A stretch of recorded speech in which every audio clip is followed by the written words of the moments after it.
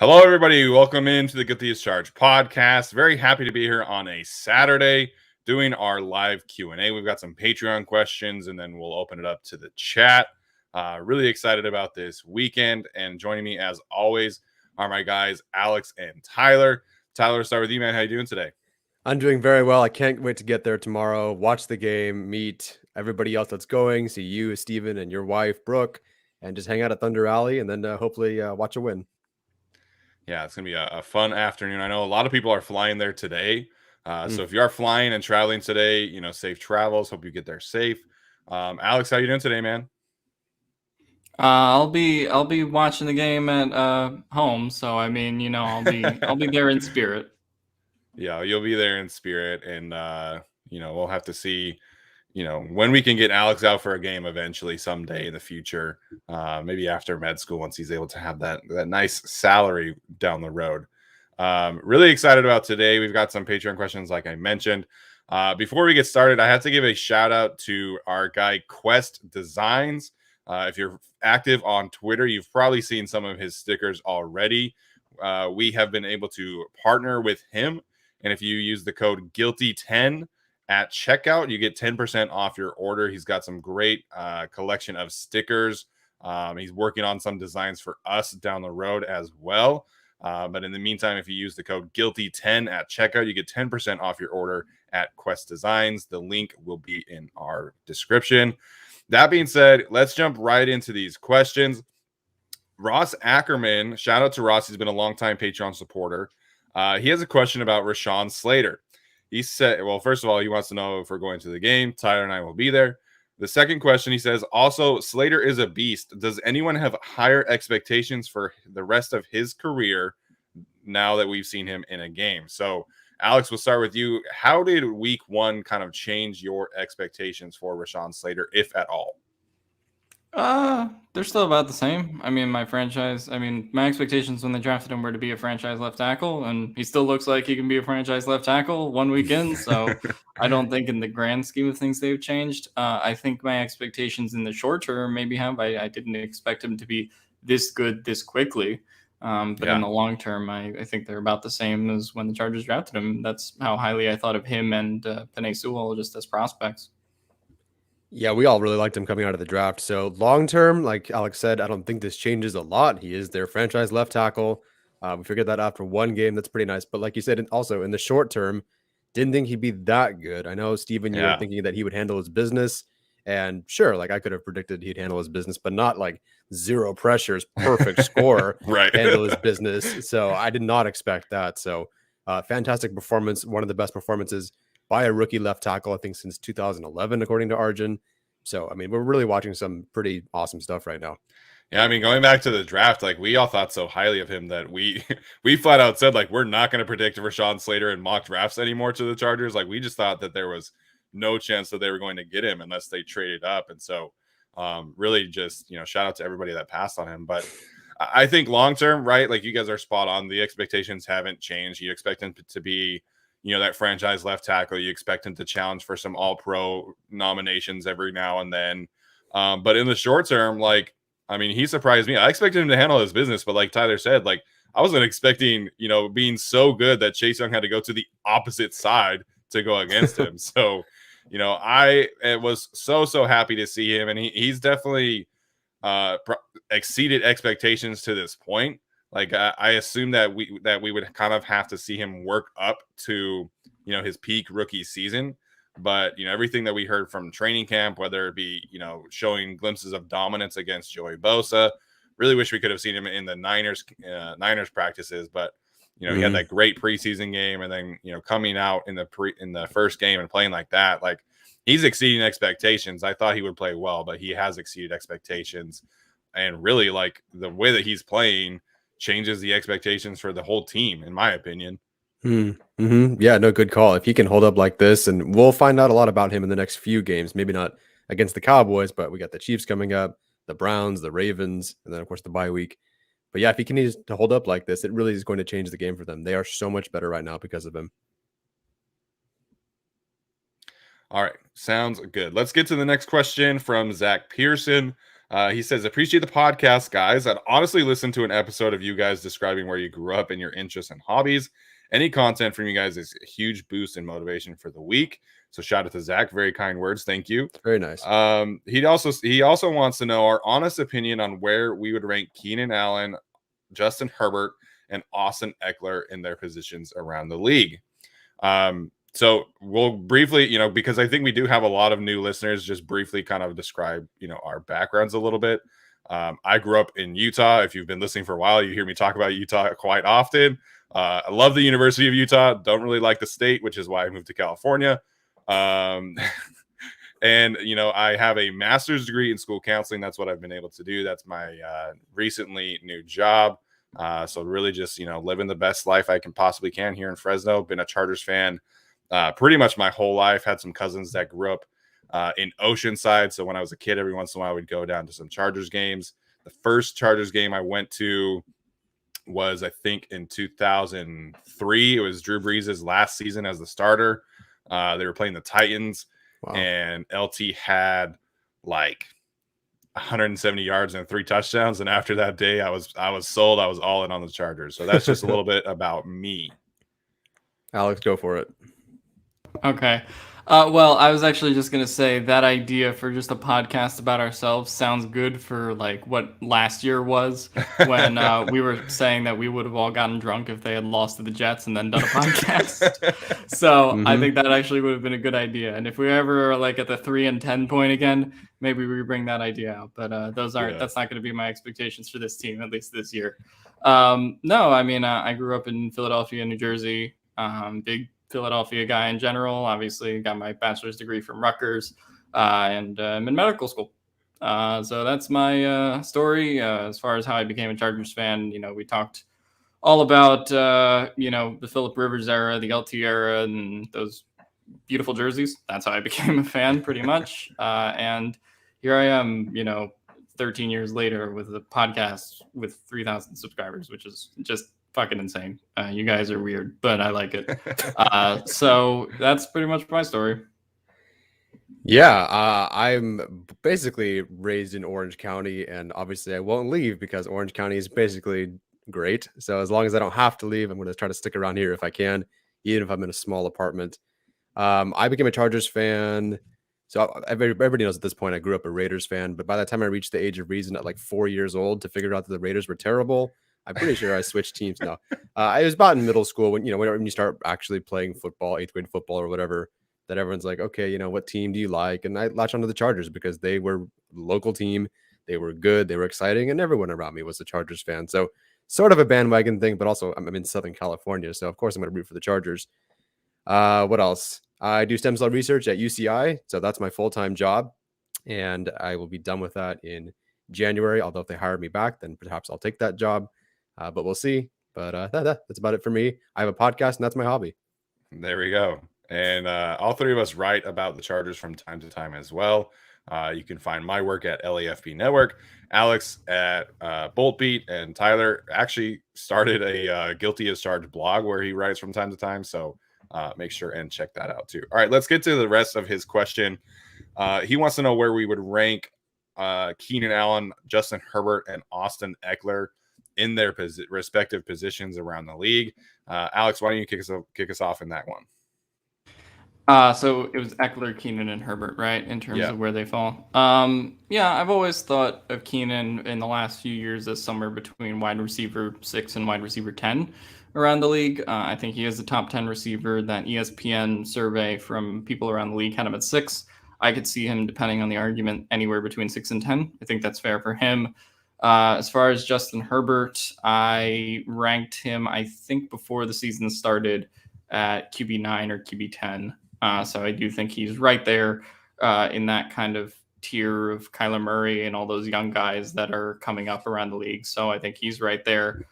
Austin Eckler is a tricky one, I think, because he's not really like a tier 1 back or like someone who's a power runner, right? In the sense of like a Derrick Henry or a Nick Chubb.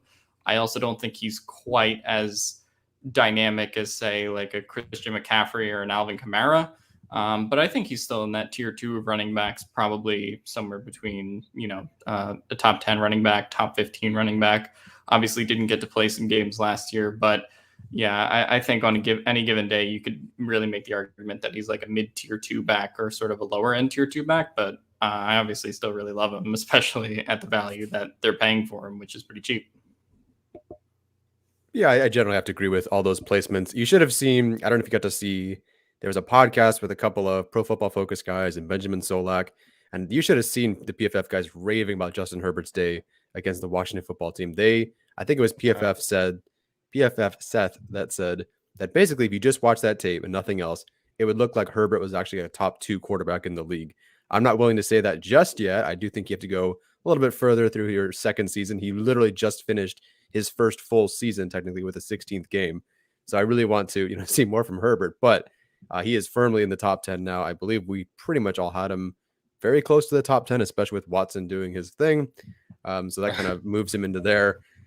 Keenan Allen, same range as Alex. And then Austin Eckler is the only guy that if I were to guess or say which guy isn't quite a top 10 guy, I guess I would say Austin Eckler. He just needs to show efficiency wise, per play basis, everything's there. He's as good as anybody else, but got to stay healthy. We're already seeing the injuries pop up this year. Just want to see that nice, consistent full season from him.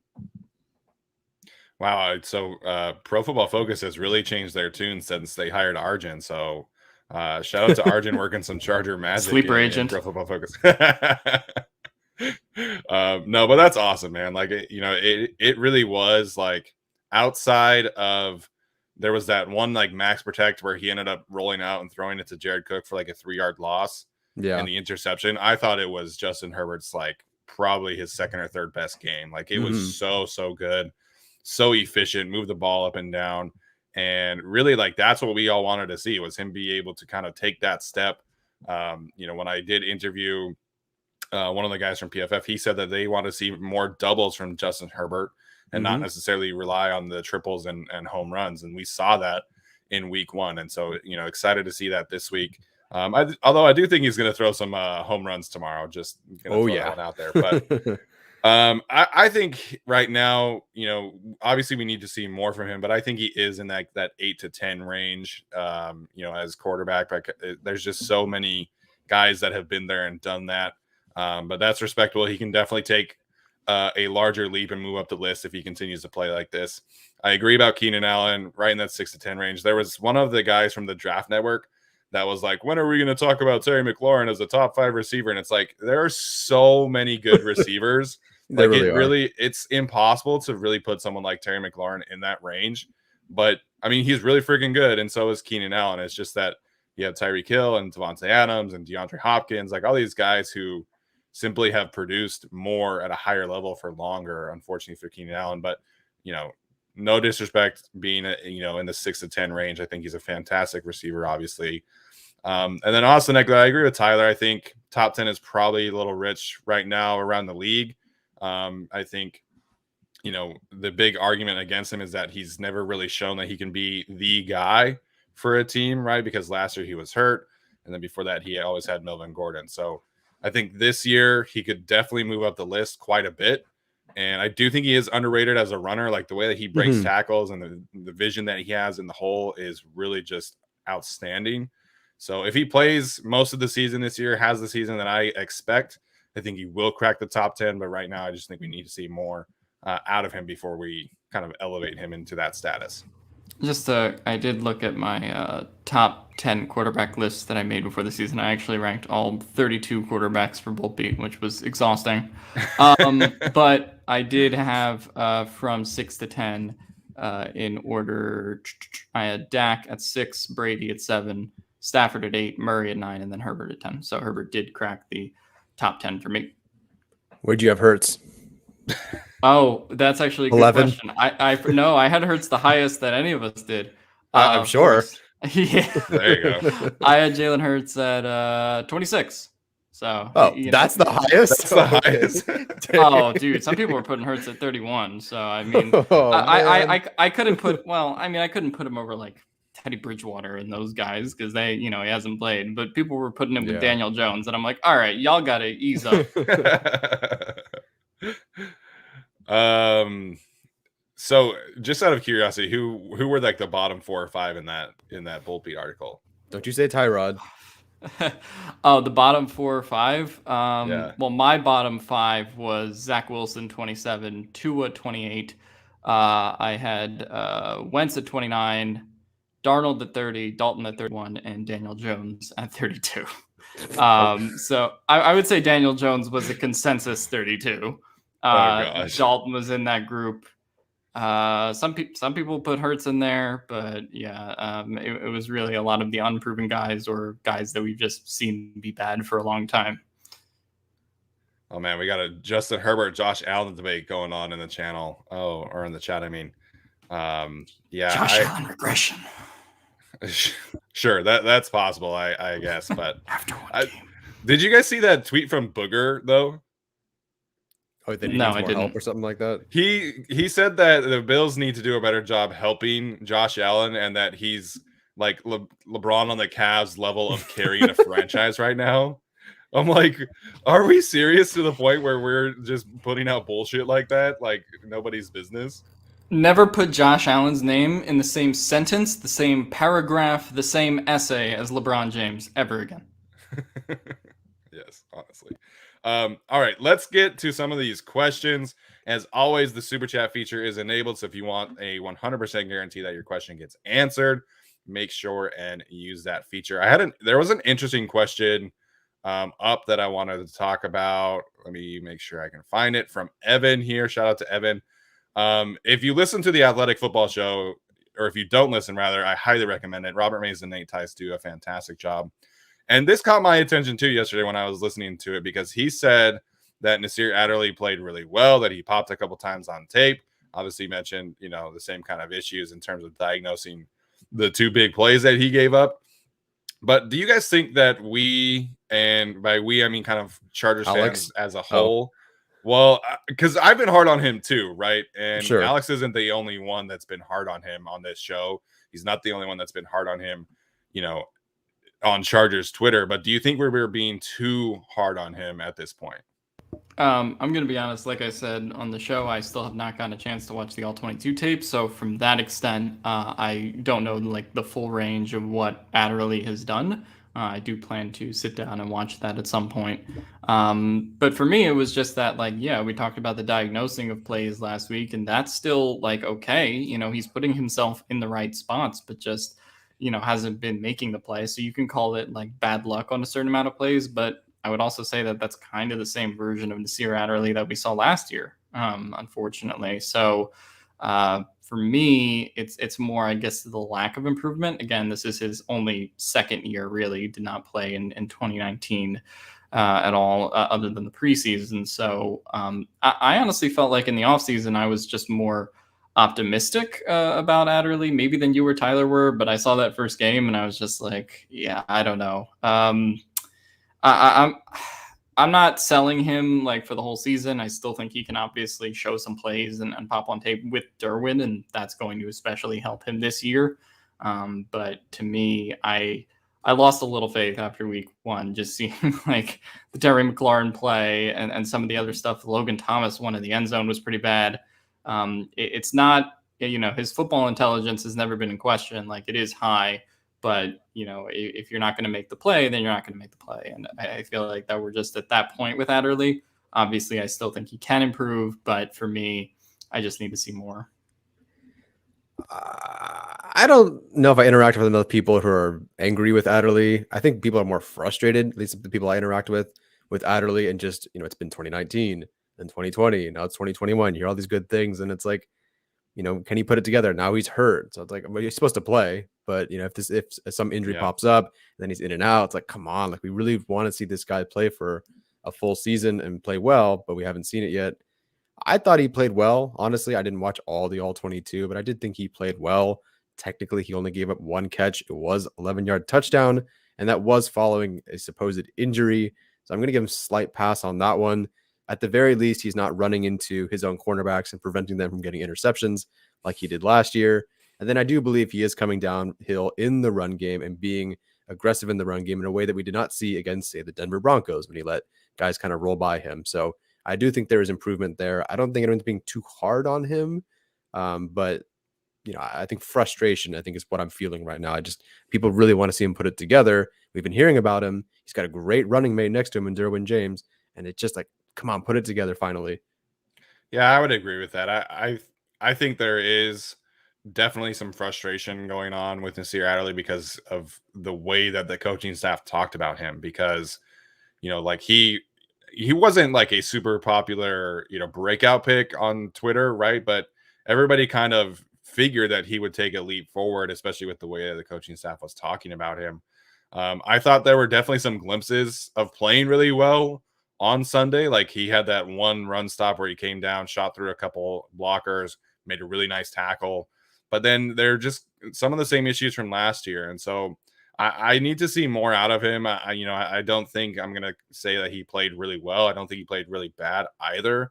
The touchdown was bad, and I would love to have seen him make a better play on that ball against Terry McLaurin. But the way that Nate Tice was talking about him was interesting because I did not see the same kind of player. And, they were talking about, the Brandon Staley defense last year needing people like Darius Williams and Sebastian Joseph Day and Morgan Fox and all these players to like really step up and be like highly effective role players. And I just don't know if Adderley is in that conversation yet. Like, I just need to see him be better and be more consistent throughout the season before I'm ready to put him in the conversation of like a Darius Williams or a Troy Hill, who were highly effective role players for the Rams last year. I'll say this about Nasir Adderley, best defensive player from the 2019 draft. Oh God. That draft class, man. It is bad. It is tough. Well, I felt good about some of those players, but then they cut him, like Cortez Broughton. They just cut him. So I don't know. I mean, I thought he was okay, and then they cut him. Yeah. But yeah, so let us know if you guys have any other questions. That was a really good question, Evan. So saw a couple questions, of course, about Bryan Bulaga. I think that is definitely worth something to talk about. If you missed Tyler's video, Tyler did a little, I think it was like 10 minutes long. Like 7 minutes. 7 minutes on our YouTube channel yesterday, just kind of breaking things down. There was definitely a lot of takes going around Twitter about Bryan Bulaga, and I totally get the frustration. Like, it sucks that we couldn't even get to a second week of Bryan Bulaga, but they'll get Storm Norton in there. I think Storm is able to hold down the fort while he's gone. Brandon Staley said that the injury is not considered long-term, but they'll kind of see, in a couple of weeks how his back is doing. So I think they're fine with Storm Norton. Like, I felt okay with him as the swing tackle, but the difference is that even if Bryan Bulaga is at like 70%, you can still leave him on an island and have confidence that he's going to handle his business.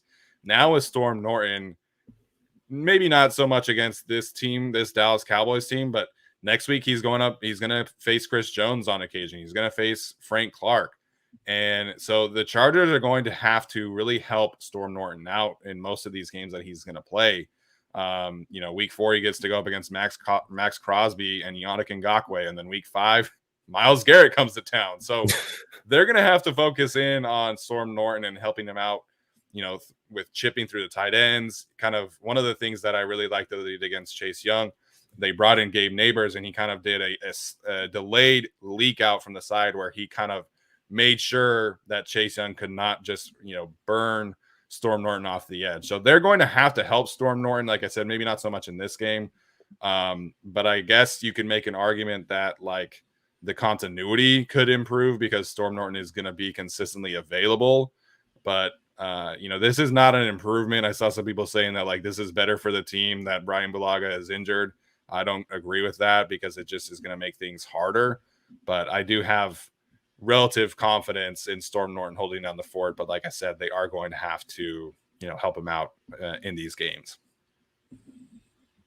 I generally have confidence in him, especially after that first game. But people are very overconfident about Storm Norton, where 7 days ago they didn't want anything to do with him. Right. They wanted to cut all of them. Let's go sign Tyrell Crosby. Granted, that was more of a Pipkins thing. But no one is really, rooting for Storm Norton and saying, yeah, let's put him in there. Let's start him at right tackle over Bulaga. And now, he plays well, and everyone's like, we should resign him. I think he's a really good right tackle. Maybe he should just start over Bulaga. You guys are funny. As far as next year goes, Bulaga, that dead cap hit's only $3.3 million. You cut him, you go from about 63 million to, I'll do it right now, 74. 73.799. Thanks a lot, Alex. Fuck you. You were close. It's okay. But the real issue is next year, because we talk about, and I think half the comments were we should cut him. The other half of the comments were, man, we really should not sign a tackle over 30 because that has not worked out for the Chargers. And next year, there's only 3 guys projected at right tackle to hit free agency. One's Trent Brown, he's 28. Then Jermaine Ifedi at 27. Then someone named Alex Kappa at 26. Otherwise, everybody else is 30-something or older. And so I'm really thinking at this point, you have to go tackle in the draft. And maybe if Storm Norton plays well, you can wait a little bit longer, maybe get like the second-round pick or something like that. But like I said on Twitter, that thing that you felt in the air was Steven smiling, knowing that he can look at offensive tackles and in these prospects and have a real shot at them taking another one in the first round. Yeah, so I mean, in terms of the Bryan Bulaga stuff, I thought people were overreacting because I thought I saw some people being like, "Oh, this is the worst signing of Telesco. What a failure!" I'm like, Telesco knew this going into the contract. Like, Bryan Bulaga was the consolation prize when they didn't sign Tom Brady, right? And they went out and signed Chris Harris and Linval Joseph and all those guys. And yeah, I mean, he knew this going into the contract, which is why they put all the guaranteed money pretty much in the first 2 years. And they knew they could save 11 million or 11.2, whatever Tyler's going to get on my ass about, by cutting him next year. So, that was really the whole thing with him. As much as we hoped he would play all 17 games, I can't say I felt confidence that he would. So, to me, this was always the situation going into the season. Daniel Popper has talked about it a lot over on The Athletic. So, it's just kind of what the situation is now. As far as what they can do in the draft next year, I feel like it's always too early to talk about this kind of shit because who knows how the rest of the season's going to go. And I already see people being like, "Oh, we'll take a right tackle in the first round, take a quarterback," and whatever. It's like, all right, can you guys just let the season end, please, before we start talking about draft coverage? No. We have plenty. we have plenty of months to talk about nothing for the draft, so that'll be a lot of stuff to talk about. But I don't know. I think the Bulaga thing is disappointing, but and certainly you would like to have him for the season over Storm Norton because I do think Bulaga at 70% is better than what Storm Norton is. I just struggle with the whole thing in general. Like, it's not the worst signing Telesco's ever done, guys. Like, we need to get a grip. And no, Storm Norton is not better than Bryan Bulaga. Challenge you to watch the preseason and not vomit. If you think that's the case. But, I do have faith in Storm Norton for this game, and hopefully we can see some development. So for me, it's just kind of wait and see at this point. I hope it works out with Norton, but it is just a bummer about Bulaga in general. But they are well positioned going forward, like Tyler mentioned, with cap space. Yeah, it is a bummer. And like, I understand everybody's frustration, but last year, like you cannot script that kind of season for an older player. Like, I know that he has an injury history, but last year it was his knee, his back, his stomach, like literally everything that could go wrong for Bryan Bulaga last year did go wrong. I mean, it sounded like they were doing the right things this year, going back to his, kind of plan to help him play all 16, 17 games like he did in 2019 for the Packers. But some players just get injured, and then it's just a tough time to get back from there. So, when you're a 300-pound offensive lineman and you hurt your back at age 31, 32, like it's so hard to come back from. And even if it's just a minor thing, it just is going to be very tough for, him to come back. So they're saying it's not long-term. I kind of doubt that at this point. And I saw some other people too bring up Mitchell Schwartz and like potentially signing him.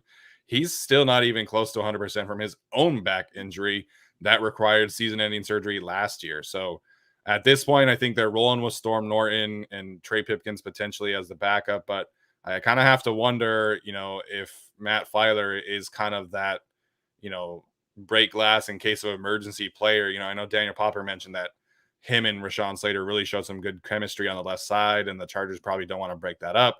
But if anything happens to Storm Norton, like I do not want to see Trey Pipkins out there. I would take Brendan Hymus at this point. I would take Michael Schofield. I would obviously prefer to put Matt Filer over there, but it puts them in a bind for this season. But I think long term they do have that flexibility, and I cannot wait to grade 50 tackles again and talk about offensive line all spring long. Kill me. I love it, man. I can't wait. So we did get a super chat question from Jason Greer. Why didn't we sign Jack Conklin from Cleveland instead? Of course, played for the Tennessee Titans before that. If I'm not mistaken, he signed like pretty quickly with the Browns right after. So, blame Tom Brady, because that's what the Chargers were kind of focused in on at the start of free agency. Yeah. And Jack Conklin signed before that. So, I think Steven is right on that, because I just looked it up. So Conklin signed on the 16th with the Browns, and then Brady signed on the 20th with the Buccaneers. So really the Chargers just knew like the 18th or 19th, and that's when they decided to go out and sign Bryan Bulaga prior to the official announcement from Brady that he was going to Tampa. So that, and they had the former Packers offensive line coach on the team, so it's pretty easy to connect the dots there between him and Bulaga. They didn't pick Bulaga over Conklin, or maybe they didn't, but they've ended up with him partially because of the offensive line connection. Yeah. So obviously it would have been fun to have Conklin on this line, but blame Tom Brady, as we always do. All of our problems as Chargers fans all go back to Tom Brady. It's really true. Okay. I saw a question about Jalen Guyton that I wanted to get to. See if I can talk about it. Oh, a bunch of people asking us about the food at SoFi. Oh, there we go. Thank you, whatever one of you found that. Shout out to NSN, very active in the chat as always. Do the Cowboys have anyone who can cover Jalen Guyton? If we can let long plays develop against Dallas, I'm hoping we have some easy long plays and let Justin bomb it downfield. I definitely could see Jalen Guyton having a big game tomorrow. He's somebody that I thought has really kind of shown a lot of improvement throughout the preseason and in week one. They had some design shots called for Jalen Guyton. It just happened that, Keenan Allen or Mike Williams got open faster. So I definitely think we could see a nice, 40, 50-yard touchdown from Jalen Guyton tomorrow. For sure. In terms of if the Cowboys have anyone who can cover Jalen Guyton, I don't think so. I mean, I don't know like a ton about their secondary right now, but it's really going to be Diggs and those guys like Keenan Allen. Anthony Brown will have to help out in the nickel a little bit. I don't think they have a lot of speed there, or at least I haven't been, directed to a guy that they has 4.3, 4.4 speed. But I don't think Guyton's going to get open every play or anything. I think that there will probably be a couple shots that they take, and it's a matter of whether Herbert and him have the right timing on it. But yeah, I definitely think that there will at least be 2 or 3 deep shots taken for sure. Yeah, I forgot that they had drafted Kelvin Joseph. I don't know why. I'm assuming it's an injury related thing, the reason he's not playing, but I don't think that's a guy who could really hang with Jalen Guyton. So, and I don't really think they have anybody. Sounds like Diggs will probably go on Mike Williams, and then just pray for whoever's on Guyton and Allen. Oh, and Cook and Parham and Eckler, and it's gonna be a fun game no matter what. Lots of Cowboys fans apparently talking about Micah Parsons being a full-time edge rusher, giving Storm Norton problems, and I'm like, okay, let's calm down. But it's been a fun week interacting with Cowboys fans. I'm over this week. I can't. If the Cowboys win, I might have to quit Twitter for a week. I don't think I can do it. You guys interacted with Cowboys fans? Disgusting. Well, I was more so interacting with a Cowboys media member who brought the swarm of Cowboys fans with him. But yeah, it was fun. So Blue Teftone gave us a super chat question. Shout out to Blue. You guys think Brendan Hymus will be the future right tackle? So I'll answer this one first. I think I really liked Brendan Hymus. I thought he was a very solid value pick in the 5th round. I think he is probably a long-term guard at this point. That's kind of what Brandon Staley mentioned in the preseason in one of his press conferences, that they think he's able to kind of handle the interior and problem solve at a higher level on the interior than at tackle. I think similar to Matt Filer, like he does have the flexibility to play out there, but it's kind of in, you know, an emergency situation where they wouldn't have really any other options, in my opinion. Really excited about the player, but I think he is a guard at this point. Yeah, no, I would keep him at guard. As much as I do appreciate this coaching staff, unlike the previous coaching staff, leaving Scott Questenberry at center, and that's it.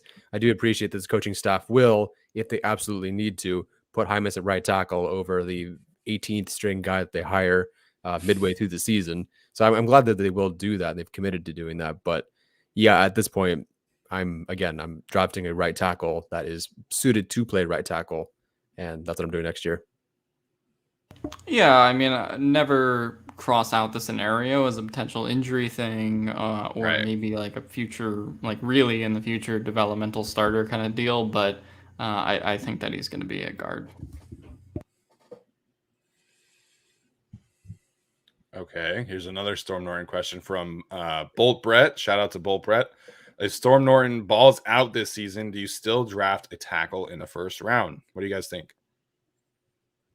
Define balls out. There's also if he actually, let's say he allows 0 pressures the entire rest of the year.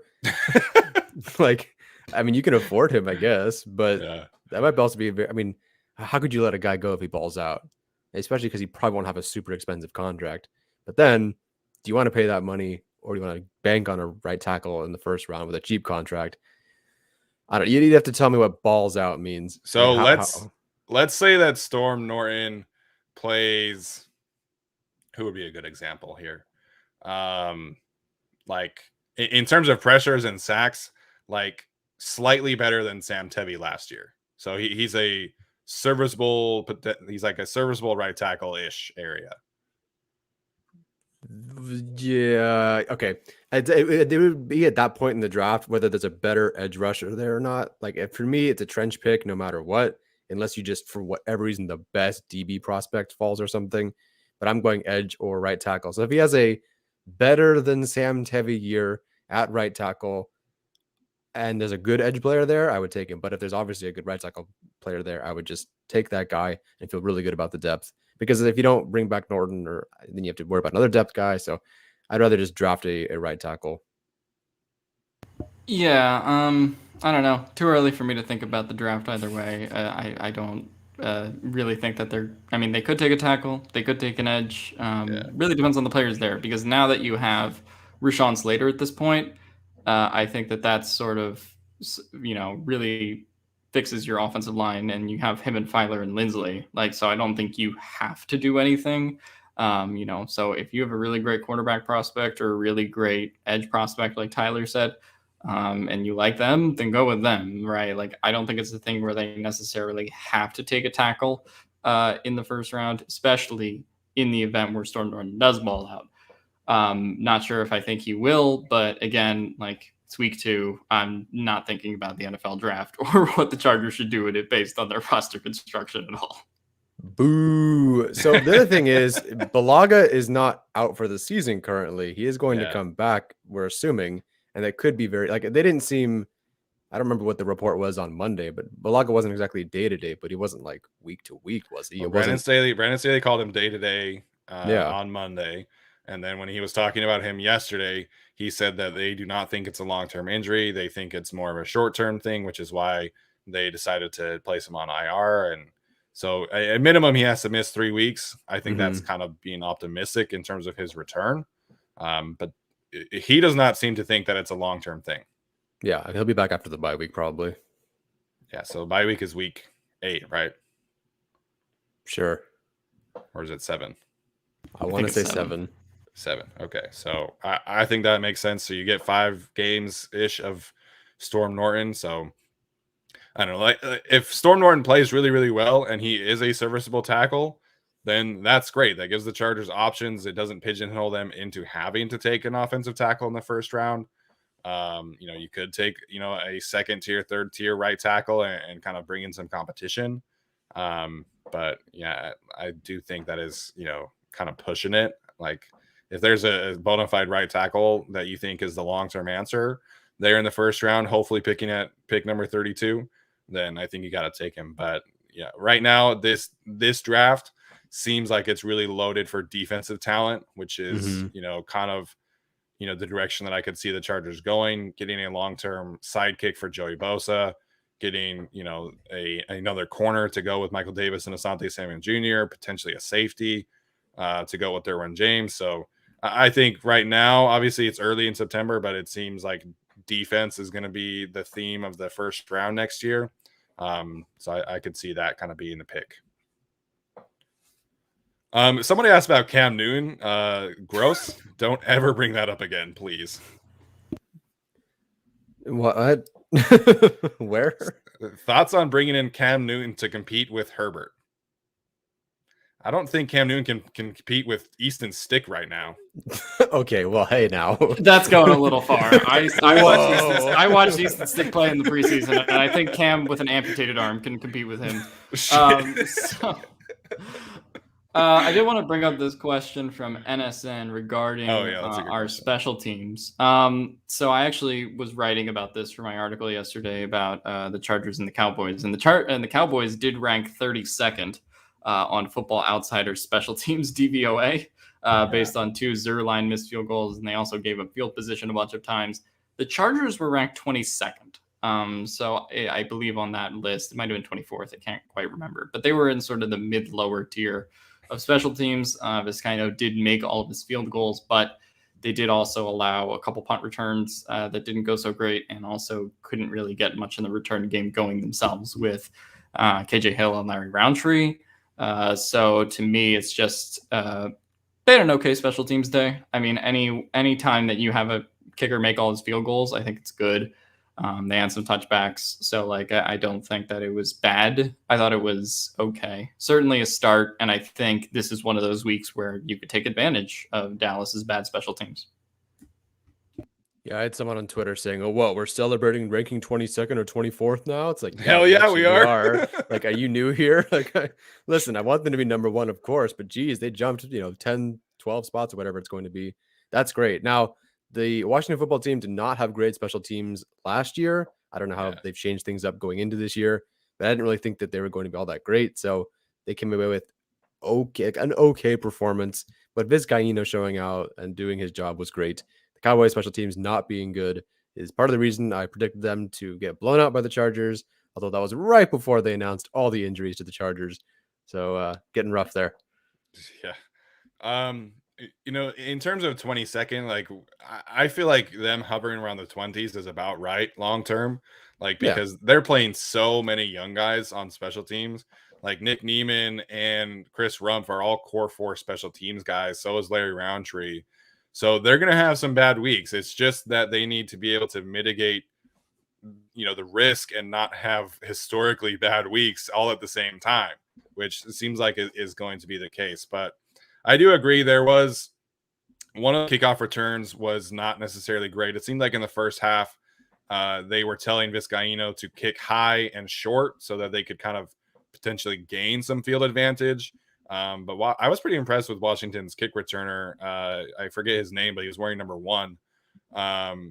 So it seemed like they made kind of an adjustment on the fly and ended up having Vizcaino just kick it hard and through the end zone, which I think you probably just do it, every single week, in my opinion. But Darius Swinton was asked about KJ Hill's punt return day, because there was that one where it bounced and he didn't catch it, and then it rolled 18 yards. And what Swinton basically said was that, that kind of bounce doesn't happen very often. You're kind of just trusting KJ Hill's judgment. And what he said when he talked to KJ is that KJ felt like if he had made an aggressive move to catch it, then he would have potentially caused a turnover, because I guess the gunner from Washington was really right there. So at the end of the day, you'd rather take an 18-yard loss than a turnover. So it seems like they trust KJ Hill's judgment at the very least. Whether or not they trust his ability after the catch is fine. Is a different conversation, I mean. But I think the special teams, as long as they are okay, that's a win. It's a huge win after being the worst unit in the last decade in the NFL. So Mhm. I'll celebrate 22nd every freaking game if that's the case. So I'm assuming even if Adderley plays, there's no way you're going to ask him to do kick return. So it's definitely Larry Roundtree. Is the Yeah. other guy Justin Justin Jackson? Jackson. Okay. Yeah. Yeah. That was last week. Daniel Popper said the list of order was Adderley, Roundtree, Justin Jackson. So I think that's who you could put back there. Swinton said that he was not really concerned about Adderley's conditioning level. Like they felt like he's still able to do both. Mhm. It's just a matter of how serious this injury is or not. But if Adderley can't go, then it's going to be Roundtree and Justin Jackson. Not that I think they necessarily need high quality punt returns, but Dallas did give up 31 yards per punt return attempt to Jaden Mickens last week. So KJ Hill, if you're looking to have a pulse, this would be the game to do it. 5 yards would be great, man. Yeah. Well, I'll take 5 yards per return all day. I saw somebody else ask about, I forget his first name, but French, the receiver that they just signed off of the Chiefs practice squad, reuniting with his former college position coach from the University of Pittsburgh, which has been a huge game of the year. Of course. But he showed some good signs at Pittsburgh as a return man. I tweeted that video of him returning a kick for a touchdown. So he could certainly like earn a spot throughout training camp, what am I saying? Throughout the season in practice. But I think they trust KJ Hill and Adderley and Roundtree at this point. So French could certainly earn that role, but he's going to have to earn it. Like they're not going to just elevate him this week and have him be that guy. Like he's going to have to show them in practice that he is an upgrade. Why did they bring him in as a potential future? Well, because they put Joe Reed on injured reserve. Oh, that's right. Thank you. Yeah. Gotcha. So Joe Reed's out for quite a while, which I'm surprised they didn't just do that after the first round of cuts because he was in a walking boot for like 3 weeks, wasn't he? Pretty sure. Something like that. How do you say his last name? Sorry. Huh? How do you say his last name? The new guy. I think it's just French. I don't know. Did they like have a typo? What happened there? No, it's not a typo. It is 2 F's. Like I know it is, but like when they did the birth certificate, like what happened, man? Like oh, I don't know. That is a new one. Dark Bosun 369. Justin Jones is doubtful for tomorrow's game. So Brandon Staley did not seem too optimistic that he was going to be able to play, which is just really weird because he said that it was cramps, and then now he's did not practice all week and doubtful. So I don't know. That's odd one for me. Yeah, there was a question somewhere around here about how you feel about the interior defensive line and run defense. I feel very worried about it. I like Christian Covington quite a bit, but they are likely going to activate Joe Gaziano because they probably want more of a pass rusher sort of guy. Yeah. I mean, if you're worried about, listen, if the Cowboys want to run the football up the middle, which is like statistically and historically very inefficient, go for it. Like I'd rather rush the pass and be better at that than stopping the run, but it is a little tough. I think, I mean, Joseph played well, Covington played really well, Jones being out, and then there's Tillery, and then Banks, who was kind of a nobody. Like, it's going to be tough. It's going to be a tough one for sure. If they want to run it, fine, but I think they're bringing up Gaziano, and so I'm a little concerned. But then again, if their game plan is to run it, fine. Like I don't think they're really going to win many games by running it up the middle. So. Oh, it looks like we lost Alex. There we go. Yeah, I'm fencing. D-line depth as it currently stands.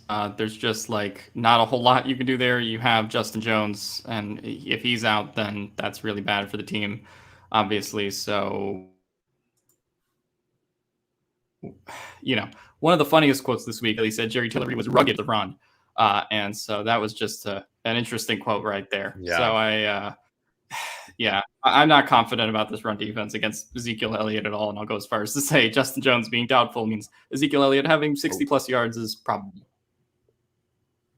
Yeah, Zeke, I think if the game script is more positive than it was last week for him, I think Zeke could have a big day. But it's interesting, right? Because like the defensive line situation has just kind of been confusing from the start. And this week, if Joe Gaziano is elevated, then you have 3 of your 5 defensive tackles who are like not good against the run. And I appreciate Brandon Staley being diplomatic and saying that Tillery was rugged against the run, but that's not what I saw. Granted, Brandon Staley knows more football than I will ever forget, but I'm not seeing what he's seeing about with Jerry Tillery right now against the run. So it is tough. I think Joe Gaziano is okay against the run. I certainly like him more than Eric Banks at this point.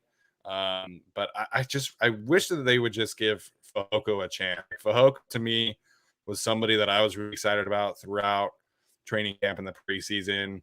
And I just think he gives them more balance on the defensive line. I think he gives them a good option alongside Christian Covington as somebody who can, create some havoc against the run and, occasionally rush the passer. Because with Justin Jones, he looked, and theoretically with Jerry Tillery, you don't need more interior pass rushers. Like, you need guys who are going to be able to stop the run. So I just wish we would see Fehoko this week, but I do agree with that. It feels like it's going to be Gaziano. It's not going to be Fehoko. Yeah, that much we do know. Shout out to Abraham Calderon with a big super chat question. I was gonna do a video about this specific thing and just didn't have time this week, so thank you for asking this question. He wants to know how we see the Raiders and Broncos.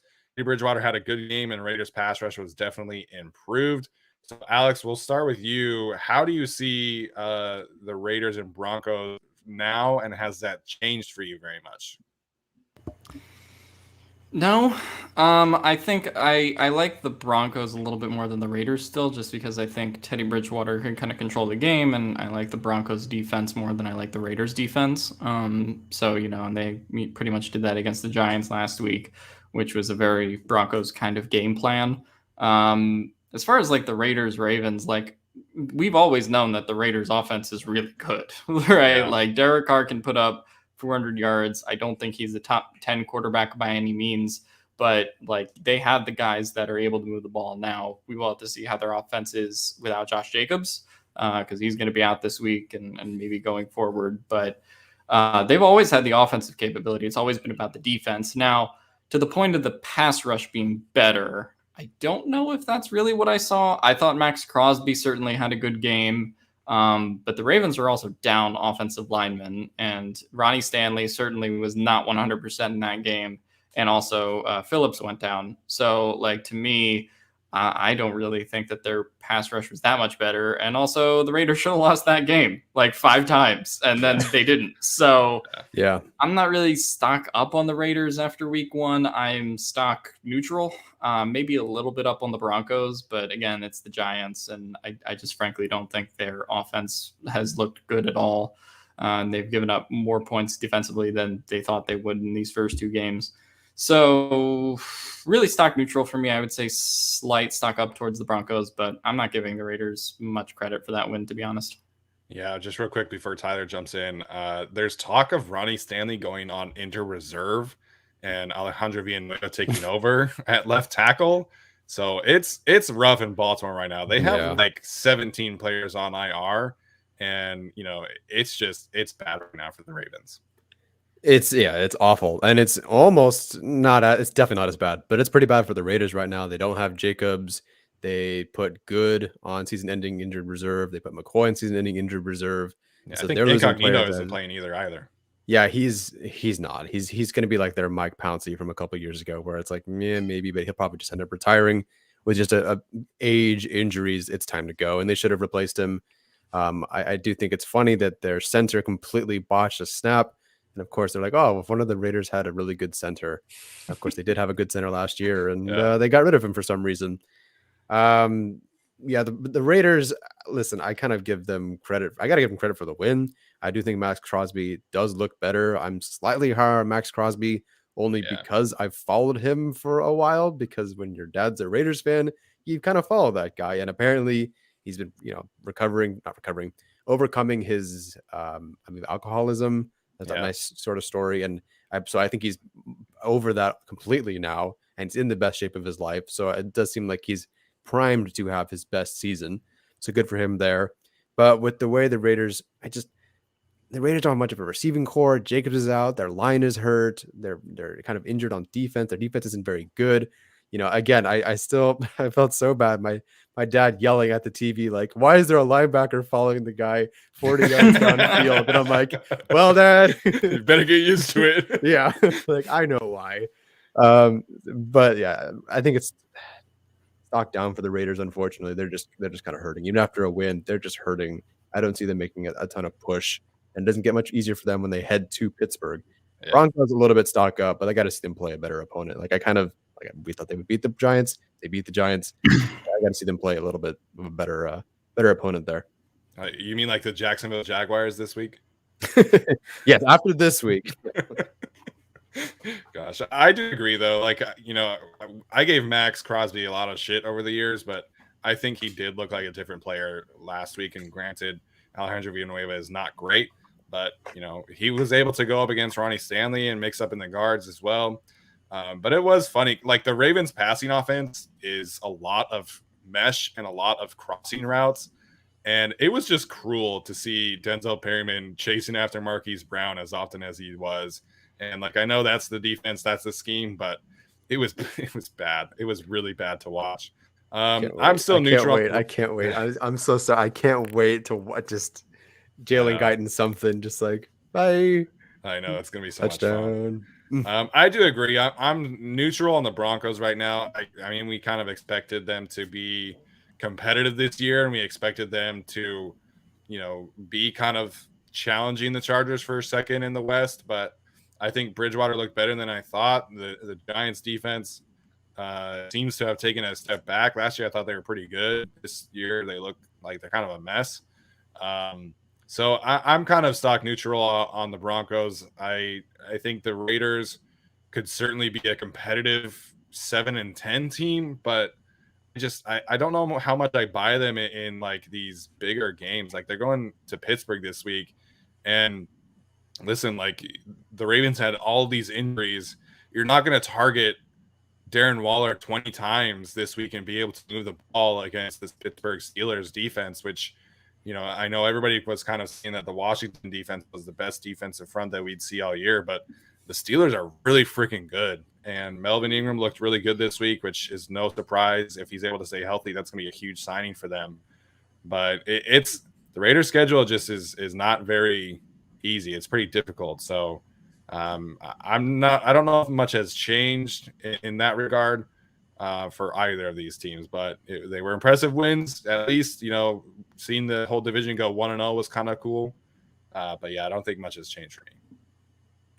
All right, I want to do this. I'm trying to shout out Tyrod Taylor and the Houston Texans. Listen, first of all, good for them for winning. Stock up for that team. I wasn't even sure if they'd win 2 games this year. They might go for 3.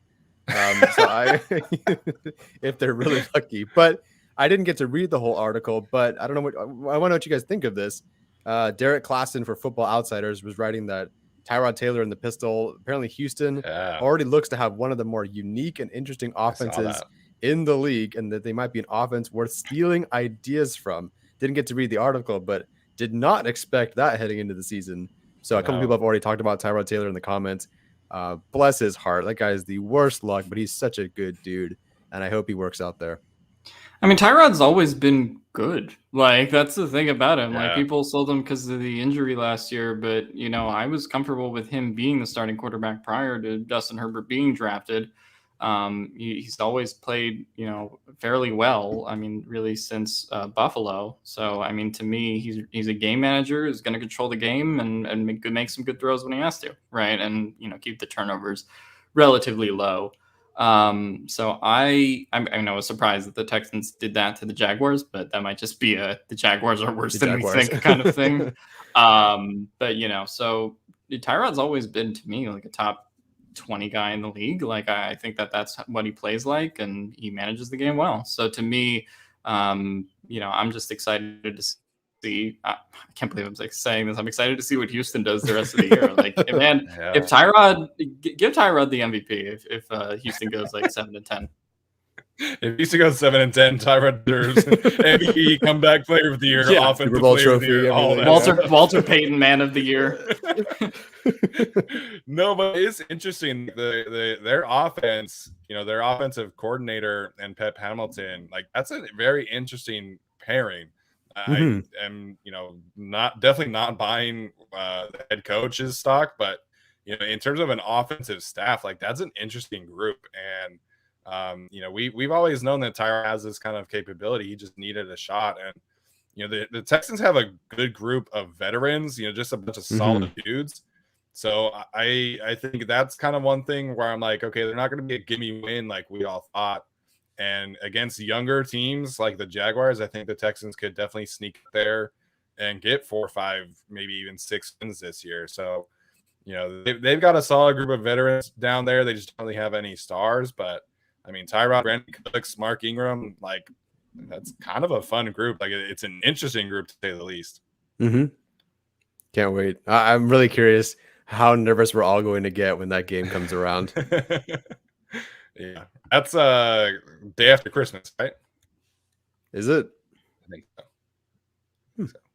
so. Someone said the only team they can see going 0-17 is the Lions. I highly suggest you watch the Jacksonville Jaguars from last week. Let's say that again. Yeah. No, the Jags do not look pretty. That is, yeah. I would say the 0-17 contenders are definitely the Jags, the Lions. I almost want to add the Giants in there, but I'm not going to be too mean. Yeah, they get to play the Eagles twice, so they'll get something. Shut up. Yes. You're going to be so wrong. You already were so wrong. You thought they were going to lose week 1, so. Who? The Eagles? The Eagles. You thought the Eagles were going to lose week 1. To who? The Falcons? Yeah. Find where I said that. You thought it, asshole. All right, guys. Let us know if you have any final questions. We'll take a couple more minutes and then we'll head out for the day. But we can keep talking about the Eagles if we want to. But I thought that was a fun game for them. Jalen Hurts looked pretty good. So, all right, guys. Final thoughts here before we head out for the game. Alex, we'll start with you. I'm excited for the game. I don't think that it's going to be the blowout that maybe we thought it was during the podcast, because after that podcast came out, it was like, okay, Justin Jones and Nasir Adderley and Chris Harris all aren't playing. Yeah. Not saying that Tyler's win by 20 proclamation won't come true, but I do think I might adjust my prediction from like 34-24 to like 34-27. I could certainly see that being the case. I do still think the Chargers get the win, but it's going to be a little bit tougher, especially on the defensive side of the ball now that they're down Chris Harris, Nasir Adderley, and probably Justin Jones as well, just in terms of the run game and the pass game. So I think it's going to be a shootout type of game. I know a lot of people were talking about it like it was a sneaky under, but like, nah, to me, this is a game where both teams are going to score close to or above 30 points. And the offenses are going to be allowed to go crazy. And Derwin James and Joey Bosa will certainly contribute on defense for the Chargers, but because of all the guys they're missing, I do still think it's sort of a win by 4, win by 7 kind of shootout game for the Chargers. Yeah, a real bummer for me to go, they're gonna win by 20, and then half their defense goes on injured reserve or whatever. Or for the game. So, if I'm being realistic, they'll only win by 17. No, I'll go with 30-24 Chargers. There's nothing on the Cowboys defense that makes me think they're going to stop the Chargers. If the Chargers had caught their passes last week, it probably would have been like a 30-16 game. Potentially 30-13 if it played some better special teams. Holy crap, we have some guys spamming our chat right now. Listen, I think a lot of Cowboys fans are going to realize what kind of player Derwin James is, which I don't know why they're forgetting. But then what do I expect from them? I'm officially calling them the cousin humpers the rest of the way, because they deserve it. 30-24. There we go. So just to clarify, Brandon said he did say that they expect Nasir Adderley to play. Mm-hmm. But as we talked about on the show, Justin Jones is really one of the biggest absence, especially against Zeke. Like I do agree with Alex. I think this is going to be, a lot of points. I think it's going to come down to, who can get the first turnover, who can get a stop near in the fourth quarter. Like it's gonna be one of those back and forth games, and I can't wait to watch it just as a casual football fan. But of course, I do think the Chargers are going to win. I'm going to stick with my prediction at 31-27. I felt like that was kind of me being a little generous to the Cowboys. And given the injuries to specifically Justin Jones, Bryan Bulaga, I think I'll stick with that one. So that's going to do it for us today, guys. Thank you so much for tuning in. Thank you for the super chat questions as well. If you're not able to go to the game tomorrow, go check out Chicky Chicky Wings and Sports, the official sports bar of the Guilty as Charged podcast. Sounds so cool to say that all the time. But if you missed our game preview where we do go pretty extensively into this match, please go check that out as well. And that's going to do it for us. We'll see you guys on Monday.